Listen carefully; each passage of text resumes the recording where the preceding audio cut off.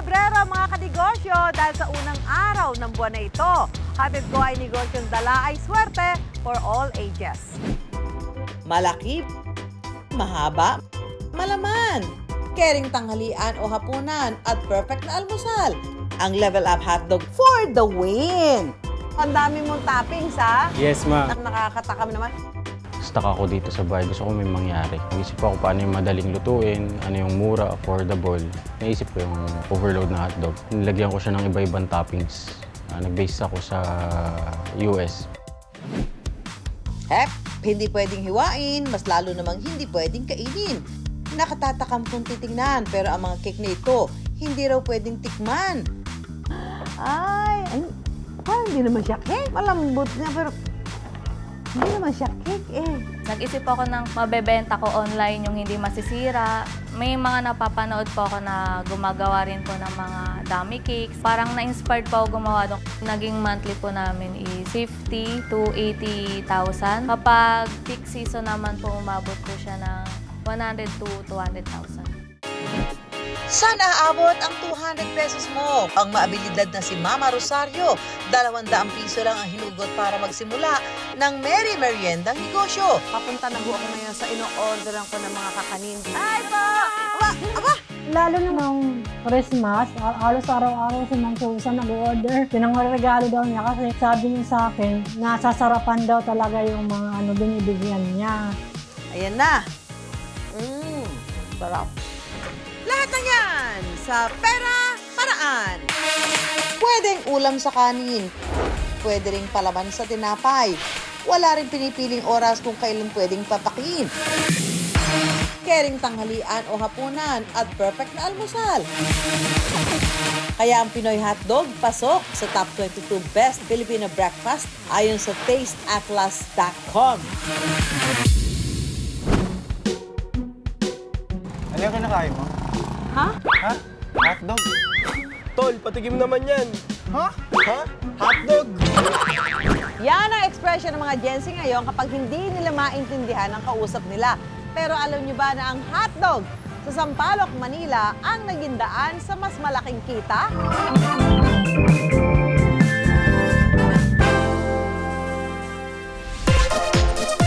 Malaki, mahaba, malaman.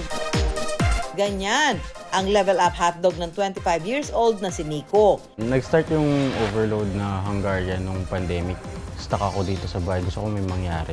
So, nag-isip ako paano yung madaling lutuin, ano yung mura, affordable. Naisip ko yung overload na hotdog. Nilagyan ko siya ng iba-ibang toppings. Nag-base ako sa US. Matapos pumatok online, nagdesisyon si Nico na gawing hotdog stand ang kanilang garahe. Pero habang lumalago ang negosyo, may sumabay na mabigat na pagsubok kay Nico. Natuklasang mayroon siyang leukemia at kailangan ng 3 taong gamutan. It was hard kasi while I was running the business, siyempre simula pa lang, kailangan araw-araw tutok ka. Hindi ko magawa yun kasi pabalik-balik ako ng ospital. Maliban sa negosyo yung iisipin mo rin kung okay ka na ba. Ayaw na rin ituloy ng mga magulang ni Nico ang kanyang negosyo dahil baka makasama pa ito sa kanya. Sabi ko, this is what I want to do. And yun, hanggat sa lumaki na lumaki, sinuportahan na rin nila ako. Hindi natapos ni Nico ang kinuhang Bachelor of Science in Business Administration, major in Marketing Management dahil nagkasakit siya. Pero tuloy lang ang laban sa negosyo. I went back to school for 1 sem. I felt like na dito para sa akin. Sabi ko, magtatayo na lang ang negosyo. School is a privilege kasi kung kaya nyo, siyempre mas maganda na magtapos kayo. Ngayon, in good health na si Nico. Tuloy-tuloy na rin ang pagpapalago niya sa kanyang negosyo. Ibinenta niya ang dating pangalan ng kanyang hotdog sandwich business at gumawa ng bago, mas malaki at mas competitive. I've been reading books, self-study ako kung paano gumawa ng negosyo. Ganun pa rin. Kasi mostly yung mga tropa ko kasi mga culinary din. Hiningan ko sila ng advice kung paano i-upgrade yung menu, kung paano lagyan ng twist. Bukod sa nagsasarapang flavors, kakaiba rin ang pangalan ng mga hotdog sandwich ni Nico. 90 to 110 pesos ang presyo ng hotdog sandwiches ni Nico. Pwede pumili kung Hungarian o chicken hotdog. Ang Manila sandwich may chili con carne with overloaded cheese, mayo, ketchup at mustard. May bacon at golden egg with cheesy white sauce naman ang laon-laan sandwich. Fries with garlic mayo naman ang pakulo ni Nico sa kanyang palawig sandwich. Meron namang veggies with caramelized onions, pickled relish at tomatoes ang Intra sandwich. Nandyan din ang Pasay sandwich na may teriyaki sauce, Japanese mayo at nori seaweed. Takoyaki taste naman ang paandar ni Nico sa kanyang Binondo sandwich. Pwede gawing combo ang order with fries or nachos for only 145 to 160 pesos. Carry pa rin naman daw mamili o mag-add ng sauce at toppings, depende sa bet mo. Nakauubos si Nico mula 200 hanggang 250 na piraso ng hotdog kada araw.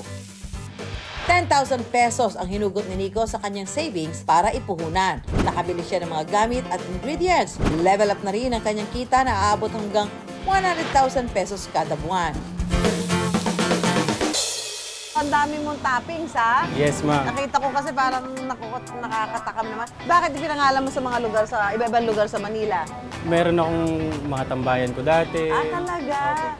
Turuan mo na nga kami kung paano gawin ang bestseller toppings at sauces mo, Nico.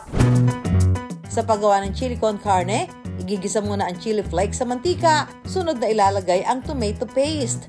Ihahalo na po natin yung beef. Yung karne, Yes. ginilig na karne, okay. Saka ilagay ang tomato sauce at ibuhos ang tubig. Kapag kumulo na, ilalagay ang 7 secret spices ni Nico. Titimplahan ng asukal para balanse ang lasa. So ito na ang ating chili con carne toppings na gawa ni Nico. Ang next natin gagawin ay ang sauce. Yes, Anong sauce ito? White sauce? White cheese sauce. Tutunawin muna ang butter sa lalagyan ng cornstarch. Palalaputin. Kapag malapot na, ibuhos ang gatas at cheese. Naluto na, medyo may malapot kasi di ba meron siyang cornstarch. Ready na ang kanyang white sauce. Sa paggawa naman ng teriyaki sauce, ibubuhos muna ang Japanese wine at rice wine, isunod ang rice vinegar at bawang, saka lalagyan ng asukal at cornstarch. So ito na yung niluto ni Nico na teriyaki sauce. Oras na para tikman ang mga level up hotdog ni Nico. Sarap. Pasado. Pati yung chili con carne, kakaibang lasa. Tikman natin si nori with teriyaki sauce.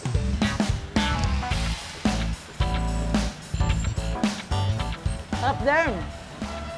Parang hirap nito. Huwag mong papipiliin, ha? White sauce pa rin, na may bacon and egg sunny side up. The sauce is good. Tatlo yung tinikman ko pero lahat sila panalo. Sisi, yung beef nila talagang malasa. Napakasarap, the best. Pagklase yung lasa. Hindi siya yung pangalang ordinaryo. Malasa, tsaka solid. Solid talaga. Good customer relationship, isa raw sa mga nakatulong kay Nico para mas tangkilikin ng tao. Hindi yung usual na magte-take ng order then go. Talaga makikipagkwentuhan ako, nakikipag-collaborate ako sa mga content creators. Dahil sa pagiging consistent ni Nico at hindi sumuko sa negosyo, masaya raw siya ngayon sa naibibigay ang mga pangangailangan ng kanyang anak. Nakabili na rin si Nico ng iba pang gamit para sa kanyang hotdog sandwich business. Kapag may dumating na pagsubok sa negosyo at sinabayan pa ng mga personal na problema, kapit lang ng mahigpit at ituloy lang ang laban.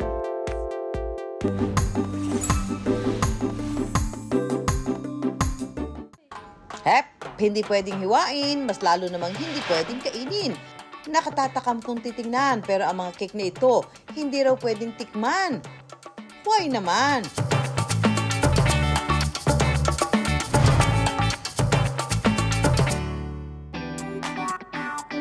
Wow, cake! Wow, Valentine's Day agad.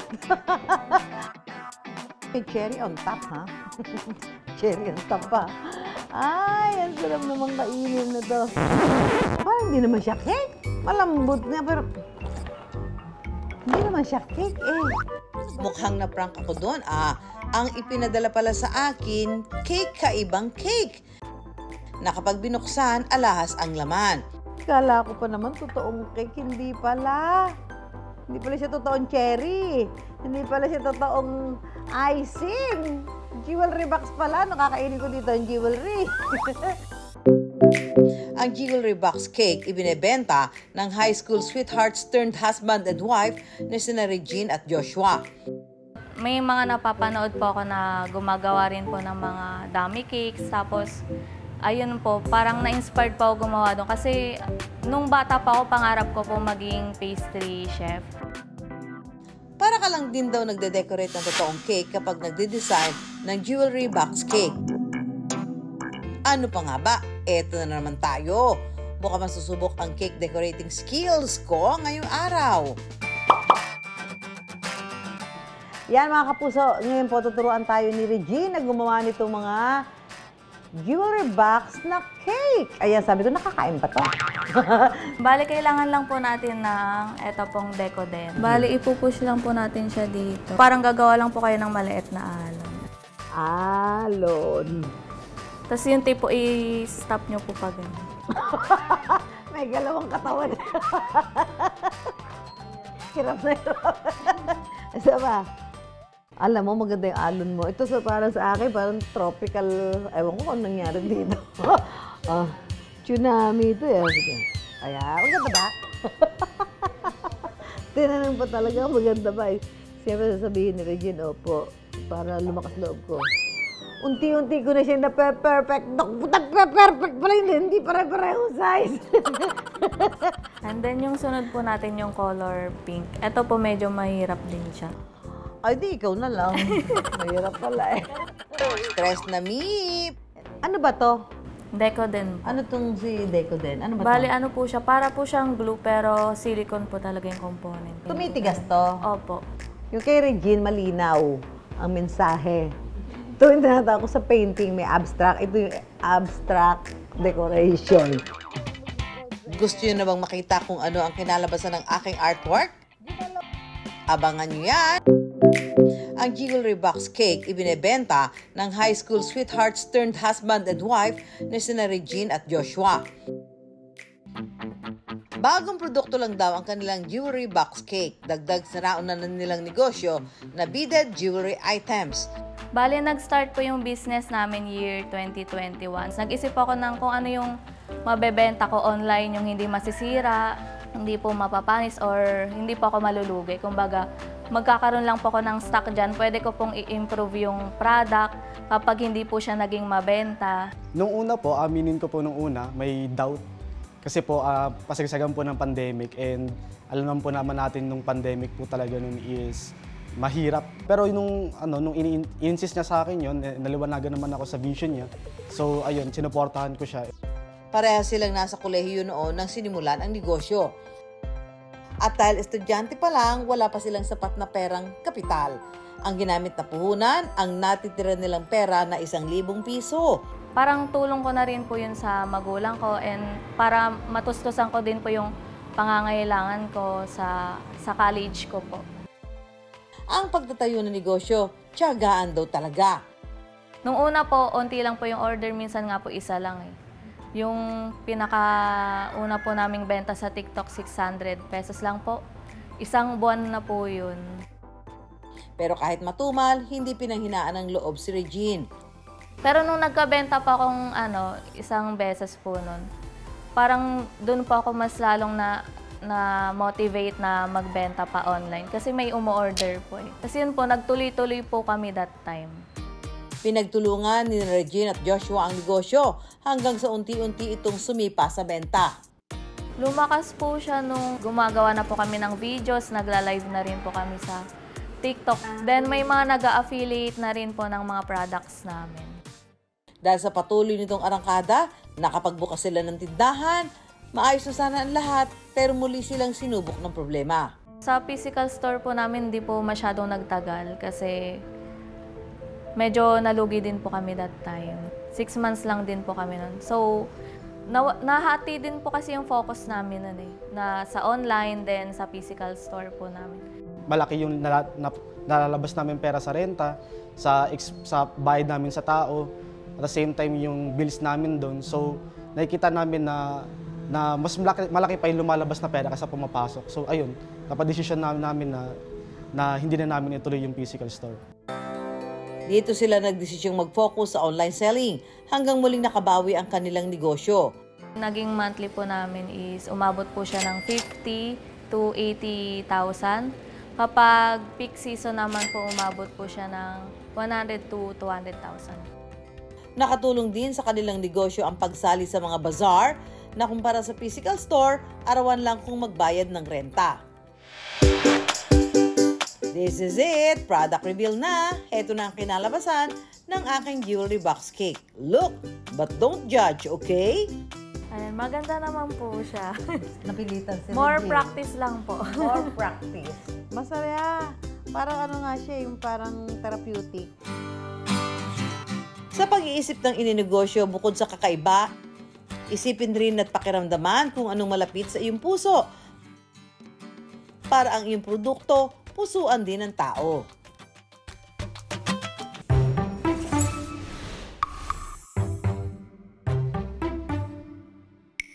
Sana aabot ang 200 pesos mo. Kung trip man ang halian o maghapunan, kaya na maka-order ng 2 ulam at kanin. Kung merienda naman, pasok na yan for 2. Pero ang maabilidad na si Mama Rosario, 200 piso lang ang hinugot para magsimula ng merry meriendang negosyo.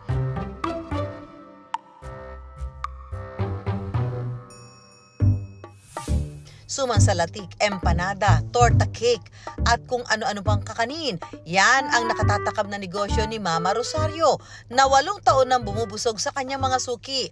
Ano lang, merienda lang namin hanggang sa nagbigay ako sa kapitbahay namin. Tapos nasarapan siya. Sabi niya kung pwedeng mag-request na gumawa ako, bibili na lang sila. Ang kanilang bestseller na sumansalatik, mula Katbalogan, Samar pa raw ang recipe. Ang barya-barya nilang puhunan, hindi raw nila sukat akalaing malayo pala ang mararating. Anak ko na panganay, sabi niya mag-try siya magtinda sa trabaho niya hanggang nakakakuha na siya doon ng maraming orders, gano'n, hanggang sa ginawa na namin siyang negosyo na. Hanggang ang sumansalatik, nadaragdagan ng empanadang tig 25 pesos at ng kilala ring merienda sa Samar, torta cake na 130 pesos naman at iba pang mga food trip tulad ng puto bukayo at puto bigas. Sa kanilang family business, may toka ang lahat.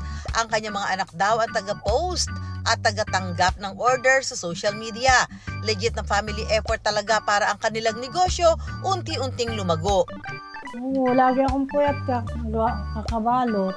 Nakita namin magkakapatid yung tiyaga niya at saka ni Papa sa negosyo. Kaya hindi sila nag-stop.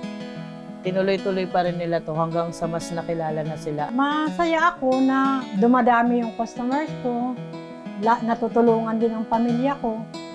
Yung 3 kong anak na nag-aaral, natutustusan kong pag-aaral nila dahil dito lang sa Sumanlatik ko. Literal daw na work from home ang pagpapatakbo ng kanilang negosyo. Sa kanilang bahay mismo sa Sampaloc, Manila, niluluto ang kanilang mga produkto. Pero wag daw ismulin ang merienda business ni Mama Rosario dahil ang kanyang popular merienda, patok daw pati sa mga sikat na personalidad. From vloggers to celebrity, lokal hanggang international. Nakarating na ang kanyang produkto sa Japan, USA, China, Taiwan, and more. Worldwide na sila.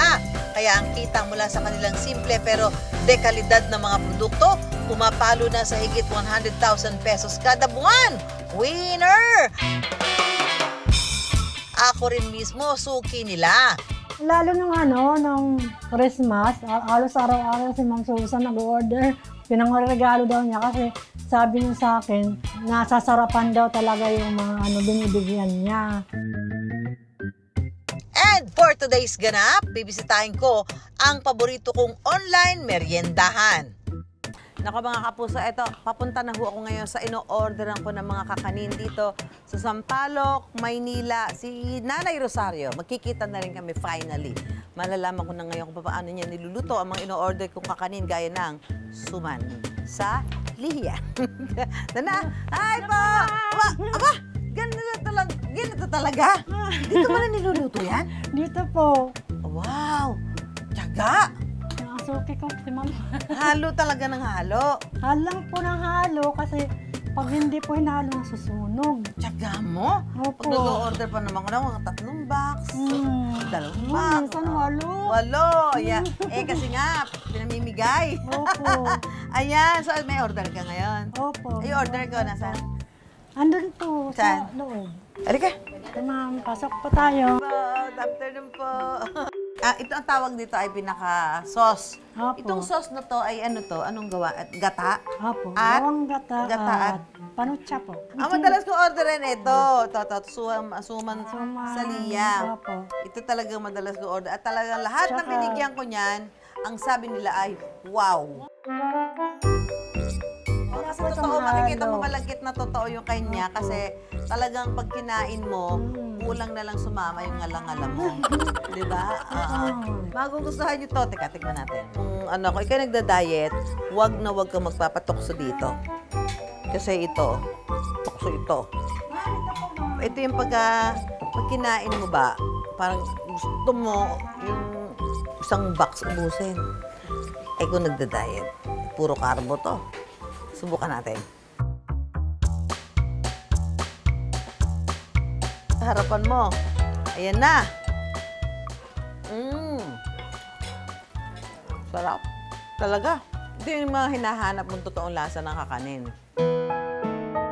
Pero pag amin din ni Mama Rosario, may mga pagkakataon din daw na talagang nasusubukan din ang kanilang tibay. Minsan, dahil sa maliit pa lang na pwesto at hindi pa ganoong karaming staff, minsan, hindi raw lahat ng customer ay nabibigyan. Pero kahit anong problema raw o pagod sa pagtataguyod ng kanilang negosyo, kayang-kaya raw harapin ni Mama Rosario.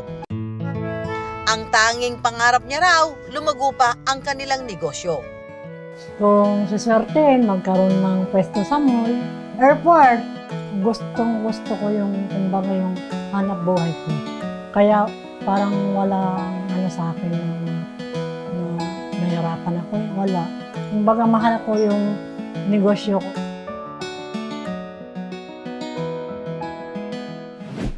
Worth it nga ba ang magnegosyo? Narito ang patotoo ng mga negosyante natin ngayong Sabado. Kailangan mo mag-take ng risk and huwag ka susuko, huwag ka manghihinayang, huwag kang mapaghihinaan ng loob.